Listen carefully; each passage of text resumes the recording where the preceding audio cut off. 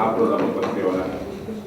Presenti 17, favorevoli 16, contrari 0, astenuti 0, non votanti 1, votanti 16. La proposta è approvata. Una brutta pagina per la nostra città, perché è un voto che non rispecchia la volontà dei cittadini.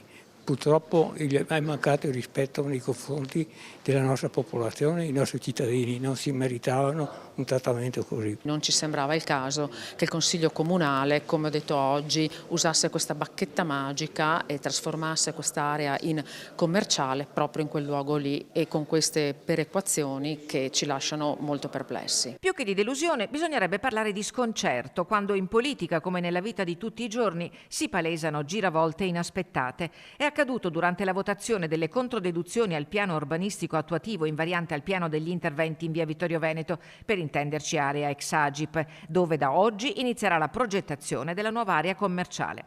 Alla chiamata al voto, l'obiettivo di far mancare il numero legale è fallito. Roberto Ferro di Forza Italia, contrariamente alle indicazioni di partito che si rincorrevano fino a pochi minuti prima, è rimasto al proprio posto pur non partecipando al voto.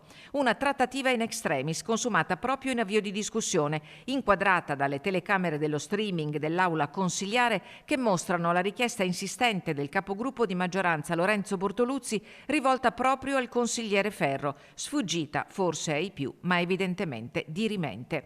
Ferro si è negato al microfono di Antenna 3 e ai taccuini dei cronisti e il futuro del gruppo di Forza Italia probabilmente rimane appeso a un filo, in attesa delle decisioni conseguenti del consigliere Francesco Lagrua, che ha lasciato l'aula anzitempo. Abbiamo assistito a una sceneggiata un po' assurda, nel senso che molti consiglieri della maggioranza, ma non in numero sufficiente a far mancare il numero legale, sono usciti dall'aula perché non se la sono sentiti di prendere questa decisione di far passare la delibera che consentirà di realizzare un supermercato a Bardenic. A Bardenic il quartiere è in rivolta. Io sono un po' deluso da questo voto, però la battaglia non finisce qui. Infatti giovedì 2 aprile alle ore 20 ci sarà l'assemblea frazionale dove appunto parleremo e discuteremo con la popolazione di quello che è successo, delle controdeduzioni e delle prossime contromosse da operare. Defilato ma rincuorato a 7 anni dall'acquisizione della proprietà dell'area Alessandro Buzzatti